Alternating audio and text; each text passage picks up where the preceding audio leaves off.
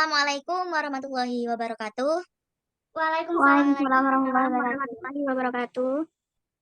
Kepada yang terhormat Ibu Lailatul Nuraini, SPD MPD CIQNR, dan Bapak Dr. Andes Alex Harijanto, MSI, selaku dosen pengampu mata kuliah Manajemen Laboratorium. Kami dari kelompok 8 akan mempresentasikan terkait aspek-aspek manajemen laboratorium. Sebelum itu, kami akan memperkenalkan diri terlebih dahulu.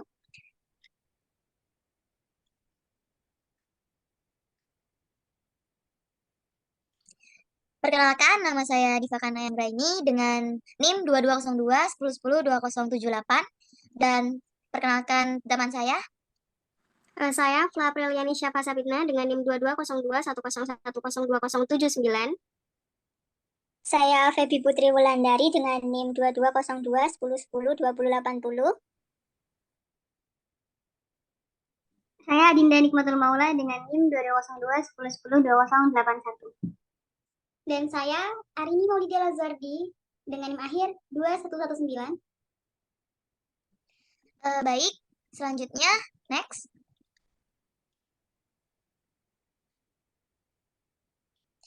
Kita akan memasuki bab 1, yakni perencanaan. Kepada yang bertugas, dipersilakan. Baik, di sini saya akan menjelaskan subbab yang pertama yaitu perencanaan. Perencanaan dan administrasi manajemen laboratorium adalah proses kompleks yang melibatkan berbagai aspek seperti yang pertama, tujuan dan sarana laboratorium. Yang kedua, kebijakan dan prosedur laboratorium. Yang ketiga, sumber daya laboratorium. Yang keempat, personel laboratorium.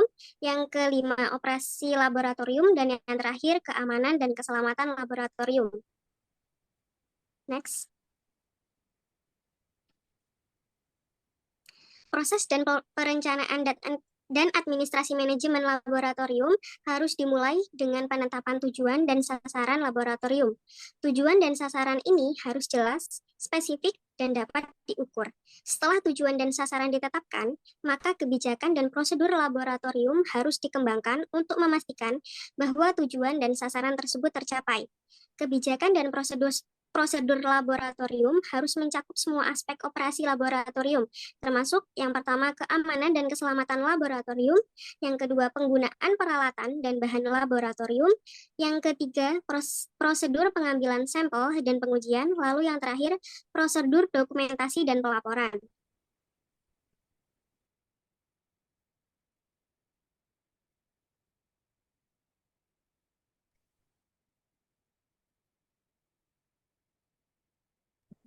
Baik, terima kasih kepada Saudari Syafa. Selanjutnya memasuki bab kedua, yakni penataan. Kepada yang bertugas, saya persilakan. Baik, di sini saya akan mempresentasikan tentang penataan, yang mana mengelola laboratorium yang baik harus dipahami perangkat-perangkat manajemen laboratorium. Nah, penataan ini atau bisa diartikan tata letak peralatan adalah suatu bentuk usaha pengaturan penempatan peralatan di laboratorium, sehingga laboratorium tersebut berwujud dan memenuhi persyaratan untuk beroperasi. Nah, tujuan penataan pada laboratorium diantaranya untuk mengurangi hambatan dalam upaya melaksanakan suatu pekerjaan, memberikan keamanan dan kenyamanan bagi pengguna ataupun pengelola, memaksimalkan penggunaan alat dan bahan, serta mempermudah pengawasan, seperti tata ruang, alat yang baik dan terkalibrasi, infrastruktur, administrasi laboratorium, organisasi laboratorium, fasilitas pendanaan, dan inventarisasi keamanan.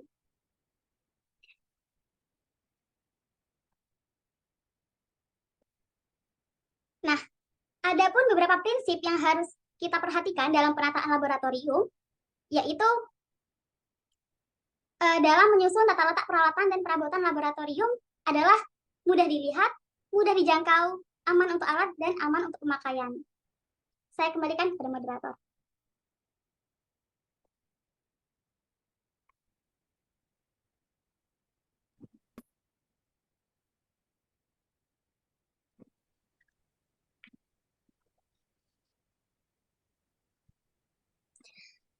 Baik, terima kasih Saudari Arin. Selanjutnya akan memasuki bab ketiga, yakni pengadministrasian. Bisa di next dulu.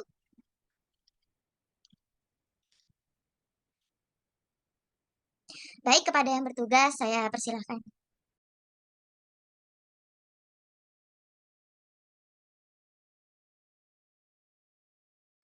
Baik, selanjutnya pengadministrasian. Berikut adalah beberapa cara untuk merencanakan dan administrasi manajemen laboratorium yang efektif. Yang pertama, mendapatkan dukungan dari manajemen puncak atau manajemen inti. Yang kedua, melibatkan personel laboratorium dalam proses perencanaan dan administrasi.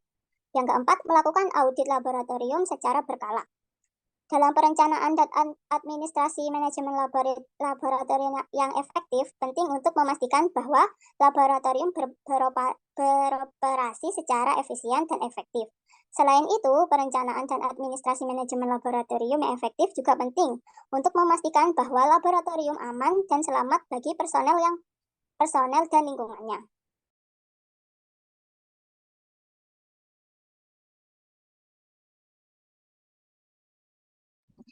Terima kasih Saudari Febi. Selanjutnya masuk ke Bapak keempat, yakni pengamanan. Kepada Saudari yang bertugas, saya persilahkan. Baik, terima kasih moderator. Bisa di next. Baik, dalam menjaga keamanan laboratorium, terutama di laboratorium fisika ini, ada prioritas penting begitu untuk melindungi pekerja, peralatan, dan lingkungan sekitar. Nah, dalam program keamanan laboratorium ini menggunakan gabungan antara komponen manusia, yakni sumber daya manusia yang terlatih tentunya seperti laboran dan praktikan dan lain sebagainya. Lalu keamanan fisik atau arsitektur, entah itu lokasi gedungnya, kemiringan, pintu, tembok, pagar, kunci, dan lain sebagainya, yang mana ini harus sesuai dengan standar sarana-prasarana dalam laboratorium gitu. Lalu ada keamanan elektronik, yakni sistem kendali akses, sistem alarm, dan sistem jaringan televisi tertutup. Lalu selanjutnya terdapat keamanan operasional, yakni lembar atau catatan masuk, lalu perizinan pengawalan penjaga keamanan, dan lain sebagainya yang berhubungan dengan keamanan operasional. Gitu. Bisa di next.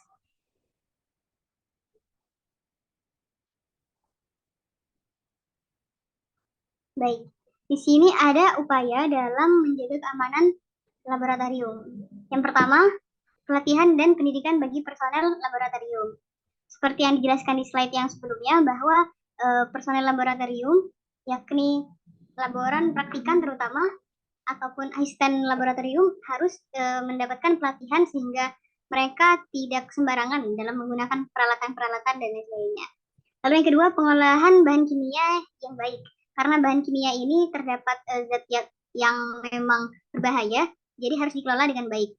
Dan itu juga berhubungan dengan penataan bahan dan alat yang sebelumnya dijelaskan. Lalu yang ketiga, adanya prosedur mengenai evakuasi darurat. Karena dalam beberapa hal memang ada beberapa hal yang darurat, jadi harus dievakuasi jika terjadi sesuatu yang mendesak gitu.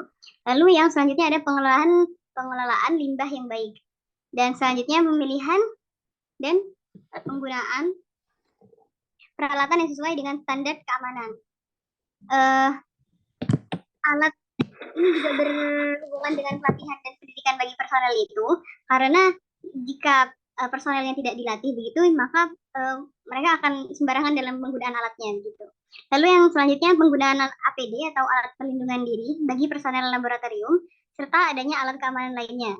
Lalu yang selanjutnya, laboratorium telah memenuhi standar fasilitas seperti yang dijelaskan pada slide yang sebelumnya.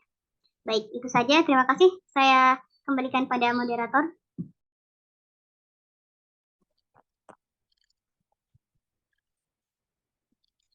Baik, terima kasih atas penyampaian materinya dari Saudari Adinda. Selanjutnya yakni perawatan. Bisa di next.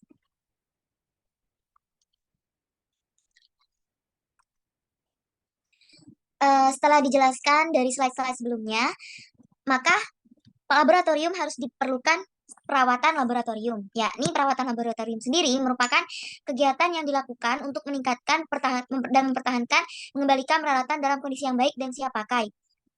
Tujuan perawatan laboratorium adalah demi terjaganya peralatan laboratorium selalu prima dan siap dipakai secara optimal untuk memperpanjang umur pemakaian alat, menjamin kelancaran kegiatan pengujian, menjamin keamanan dan kenyamanan bagi para pemakai.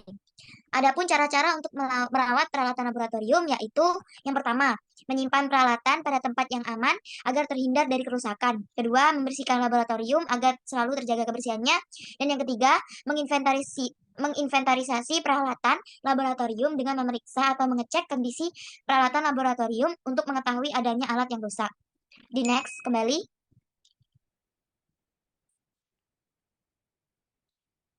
Kemudian bab yang selanjutnya ini pengawasan. Bisa di next.